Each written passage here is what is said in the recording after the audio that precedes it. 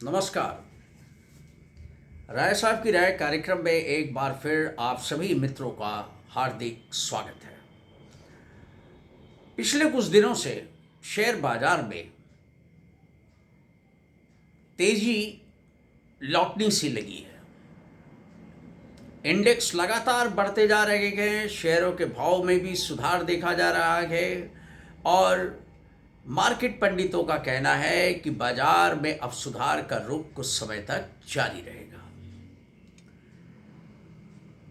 लेकिन मैं उन बाजार पंडितों से थोड़ा अलग, अपने कई सालों के अनुभव के बाद और जो वर्तमान में अंतर्राष्ट्रीय और राष्ट्रीय स्तर पे हालात हैं, उनके आधार पर मुझे लगता है कि या तो एक तरीके से तेजी शुरू हुई, ये कैसे शुरू हुई, शॉर्ट कवरिंग से हुई या डेड कैट बाउंस से हुई, और उसके बाद जो लगातार तेजी का रुख या सुधार का रुख कायम है, उसके पीछे अब धीरे धीरे मेरा यह अनुमान है कि ये एक निवेशकों में फोमो जैसी स्थिति व्याप्त होने लगी है या फिर ये एक वैल्यू ट्रैप जैसे हालात में प्रवेश कर रहा है। आइए जानते हैं कि क्या वाकई इस टाइप की तेजी जो है वो वाजिब है, तर्कसंगत है, क्या इसके पीछे वाजिब कारण है। तो शुरू करते हैं वीडियो हम आगे। दोस्तों, शेयर बाजार बढ़ता किन कारणों से है? जब आर्थिक और राजनीतिक और वैश्विक जब फैक्टर्स, हालात जब जितने ज़्यादा फेवरेबल होंगे, शेयर बाजार आगे की उम्मीदों के आधार पर, आगे के अनुमानों के आधार पर उनको डिस्काउंट करते हुए, फैक्टर इन करते हुए वो बाजार में शेयरों का भाव तय करते हैं और जैसी स्थिति हो उस हिसाब से ऊपर या नीचे की ओर बाजार का रुख मिजाज रहता है। लेकिन अभी जो पिछले 3-4 दिनों से जो हालात हैं, उनके हिसाब से अगर आप देखिए तो मुझे कहीं भी किसी भी रूप में ये तेजी तर्कसंगत नज़र नहीं आती। हो सकता है कि मैं गलत हूँ, मैं कोई बाजार का बहुत बड़ा पंडित नहीं हूँ और बाजार के बारे में कोई पंडित हो भी नहीं सकता, क्योंकि शेयर बाजार एक ऐसा समंदर है जहाँ की आप गोते लगाते लगाते थक जाएंगे, लेकिन बाजार के मिजाज को और बाजार कब क्या करवट लेगा इसका अंदाज़ा बड़े बड़े सुरमाओं को भी आज तक नहीं हो पाया। अब फैक्टर्स क्या हैं जो इस तेजी को जस्टिफाई नहीं करते? सबसे पहले बात यह है कि गल्फ वार यानी मिडिल ईस्ट की जो टेंशन है वो बदस्तूर जारी है। दिन पे दिन हालात जो हैं वो नाजुक होते जा रहे हैं। हॉर्मुज़ की खाड़ी से तेल टैंकरों का आना और जाना बिल्कुल बंद है।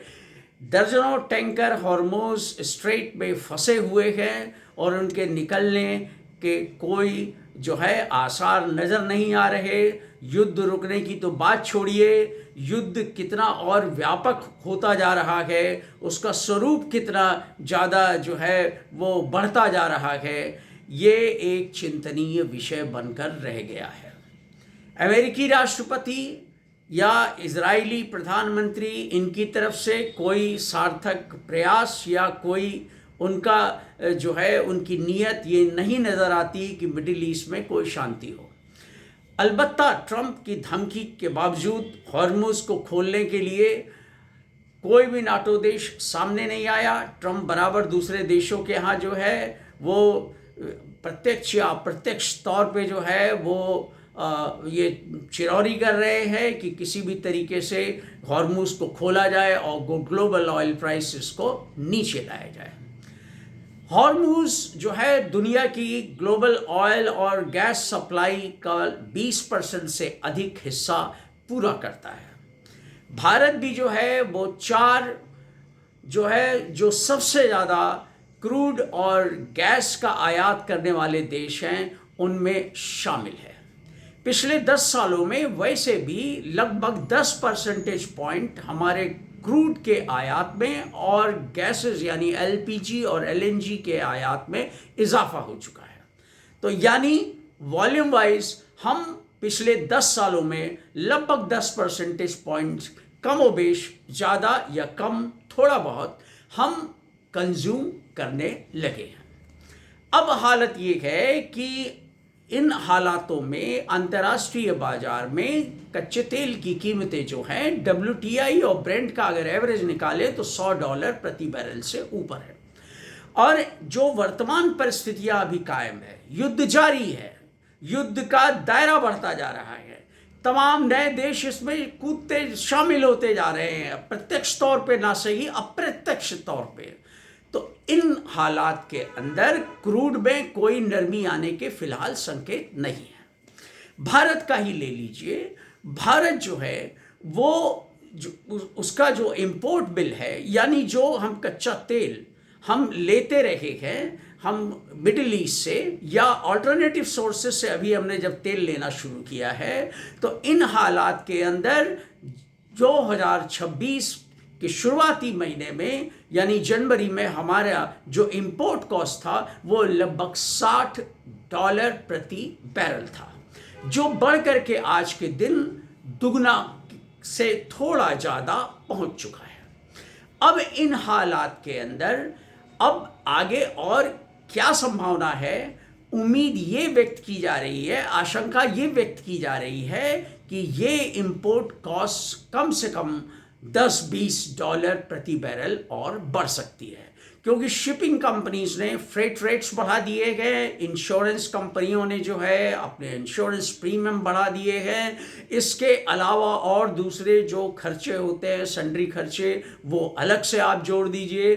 तो और अगर हालात ऐसे ही रहे, मध्य पूर्व के स्थिति और गंभीर हुई और नाजुक बनी तो अंतर्राष्ट्रीय बाजार में तेल की कीमतें और बढ़ सकती हैं। वैसे भी अगर अंतर्राष्ट्रीय बाजार में $1 अगर क्रूड की कीमत बढ़ती है तो भारत पर उसके इंपोर्ट बिल पर लगभग 12,000 करोड़ रुपए एनुअली का हम पर बोझा पड़ता है। अब आप अंदाज खुद लगा लीजिए कि गल्फ वार के पहले जो लगभग $60 प्रति बैरल के हिसाब से तेल था वो अब बढ़ करके $100 के ऊपर है। तो अब इससे आप खुद अंदाज लगा दीजिए कि भारत पर कितना ज़्यादा इंपोर्ट बिल का बोझा बढ़ता जा रहा है। इससे सरकार की जो है वो देश का जो करंट अकाउंट डेफिसिट है उस पर खासा दबाव पड़ता है। वैसे भी बढ़े हुए दामों पर हमें, चूंकि पिछले 10 सालों में हमारा कंजम्पशन, हमारा इंपोर्ट जो है वो बढ़ा है, तो ऐसी स्थिति में हमको इन बढ़े हुए दामों पे ज़्यादा डॉलर का इंतज़ाम करना पड़ेगा और डॉलर में उसका भुगतान करना होगा। इससे दो नुकसान होंगे। एक तो भारतीय करेंसी पे दबाव बढ़ेगा, डॉलर की कीमत और बढ़ सकती है और डॉलर जैसे जैसे मजबूत होगा वैसे वैसे रुपया कमज़ोर होगा, और रुपया अगर कमज़ोर होगा तो जो फॉरेन इंस्टीट्यूशनल इन्वेस्टर्स या फॉरेन पेंशन फंड्स हैं वो भारत में जिनके टिकने की या लंबे समय तक रहने की संभावना कम है और वो जितना जल्दी हो सके उतना जल्दी बेच करके यहाँ से जाना चाहेंगे। इन स्थितियों में क्या ये बाजार के अनुरूप परिस्थितियां हैं? कतई नहीं। वैसे भी कई देशों में जो अंतर्राष्ट्रीय बाजार में तेल की कीमतों में उछाल आया है, इस उनकी इंपोर्ट बिल की स्थिति जो है वो बढ़ती जा रही है। इन हालात के अंदर कई दर्जन देशों में जो है पेट्रोल और डीजल की कीमतों में इजाफा हो भी चुका है। भारत उससे अछूता नहीं है।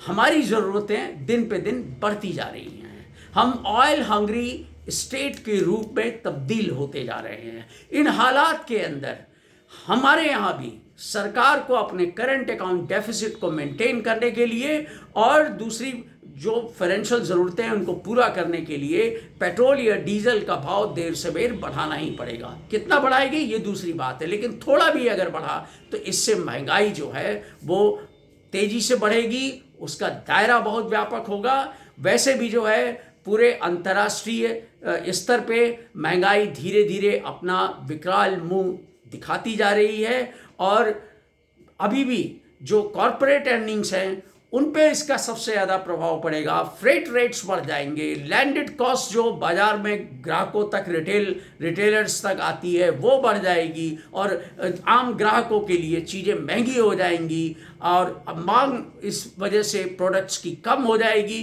फैक्ट्रीज में उत्पादन पे प्रभाव पड़ेगा, प्रोडक्ट्स की कॉस्ट बढ़ जाएगी। अब इन हालात में मेरे समझ में कम से कम नहीं आता कि क्या ये रैली जो आ रही है ये फोमो है या वैल्यू ट्रैप है या वाकई जेन्युइन कुछ चीज़ है। लेकिन जेन्युइन ये रैली मेरे समझ से बाहर की चीज़ है। अगर आपको कुछ समझ में आता है, आपके हिसाब से अगर ये क्यों है, किन कारणों से है, तो कृपया व्यूज़ में कमेंट्स में ज़रूर लिखिए।